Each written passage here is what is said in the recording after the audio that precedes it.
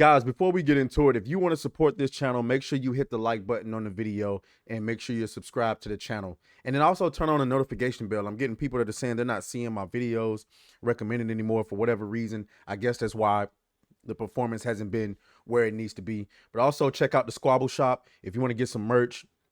We got that here for you. Let's go ahead and get into the grift. Now, guys, I couldn't make this grift up if I tried. Okay, I couldn't make this grift up if I absolutely tried. Okay, so remember the other day we got the reveals for Game of the Year. Okay, there's 6 games that have been nominated for Game of the Year: Astrobot, Balatro, Black Myth Wukong, Shadow of the Erd Tree, Final Fantasy VII Rebirth, and Metaphor ReFantasia. Okay.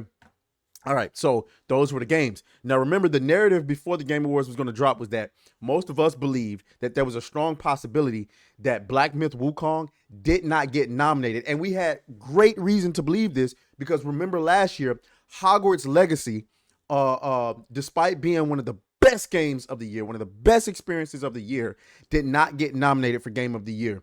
And so we knew why that was. And the reason why is because the Wokies didn't like the fact that Harry Potter had a video game and Harry Potter was written by known transphobe, okay, J.K. Rowling. So the game got snubbed. Now you got this goofball Mighty Keith comes out and says the grifters that said Black Myth Wukong wouldn't get nominated at the Game Awards because of some conspiracy against the game, and that Dragon Age the Veilguard would win. Everything looks stupid once again, but facts won't affect their followers' minds because of tribalism.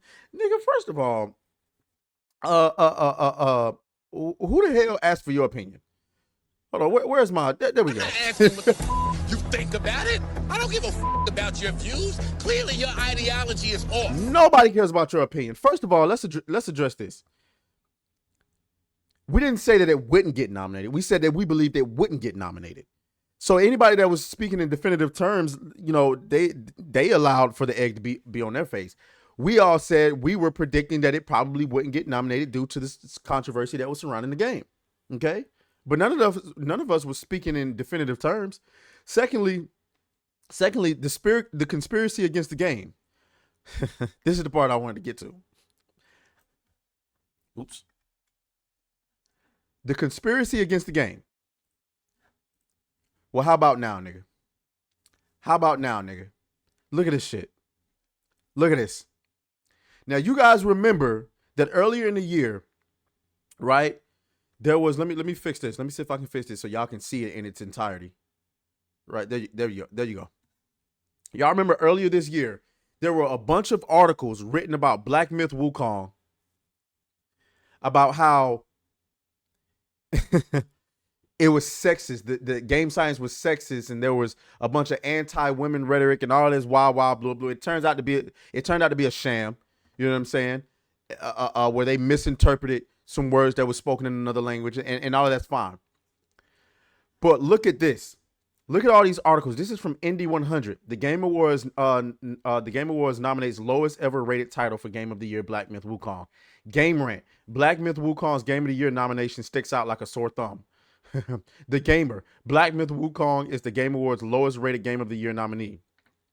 Polygon. Black Myth Wukong is one of the lowest rated Game of the Year nominees in Game Awards history. Comicbook.com. Black Myth Wukong doesn't deserve a Game Awards. I'm assuming they finished that off with nominee. Game Reactor UK. Black Myth Wukong is the lowest rated game to get a nomination. Kotaku, the 7 biggest surprises from the Game Awards. That probably talks about Black Myth. Game Gadget. Black Myth Wukong is one of the lowest rated games for the Game of the Year title in history. Comicbook.com. Black Myth Wukong doesn't deserve a Game Awards Game of the Year nomination. Here's why. Reddit. Wukong is the Game Awards lowest. Yeah. We got that. There's Indie 100 again. Puberty? Why would you name your games like that? Black Myth Wukong sparks Game of the Year nomination debate? No, it didn't. Vice. Is Black Myth Wukong worthy of Game of the Year? Wukong doesn't. I don't even know what this is. Wukong doesn't deserve game. So you get the gist. You get the gist. The entire media has come together to talk about how Black Myth Wukong does not deserve Game of the Year. despite being one of the greatest. I mean, it ain't Elden Ring. Don't get me wrong. It ain't Elden Ring. One of the best game experiences in quite some time. Single player, beautiful, plays well, great story, all of that. The game, the media, what the media is doing is they're trying to tell you, the gamer, the game wasn't good enough for us, so it doesn't deserve anything. Who gives a shit what you want? Who cares what you like? Nobody cares what you think. It's about what we think. And what I'm telling you is, go fuck yourself.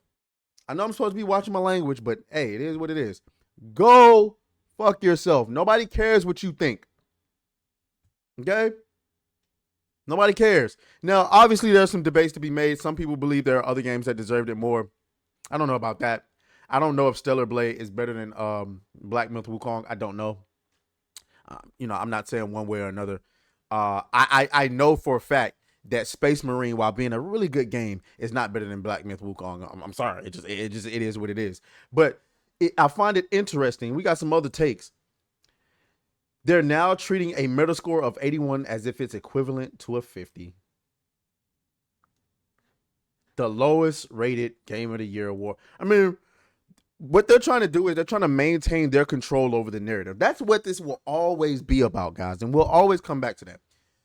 The media is desperate to maintain their control over the narrative, maintain their power, because if we are able to convince the industry that the journalists hold no power, they have no use for them anymore. So this is why they make sure they're all in lockstep with narratives, because if they don't, they're going to lose power to YouTubers, to people on Twitter, right? What I'm trying to convince them, the industry anyway, is that you don't need Kotaku, you don't need Polygon, you don't need these people are no longer on the side of the gamers. They're on the side of corporate interest and making friends in the industry. That's what they're all trying to do. That's right. They're all trying to leverage their relationships with people in the industry to get on game development. That's what they're really trying to do. That's what the journalists are trying to do. Okay? A lot of them are. Maintain their access, maintain the status quo, but we ain't gonna let it happen. We ain't gonna let it happen.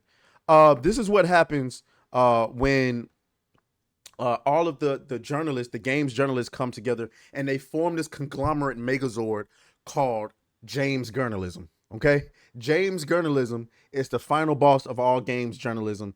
That is unethical. That is coercing studios, smaller studios, into complying with them, and they're gonna come after. I would be surprised. Maybe Black Myth Wukong wins. I'm surprised it got nominated. But we'll see. You know what I'm saying? We'll absolutely see. James Journalism needs to be stopped. And I don't know. Y'all let me know what y'all think down in the comments. As always, may the grift be with you. Make sure y'all like the video on the way out. Talk to y'all later. Fuck you.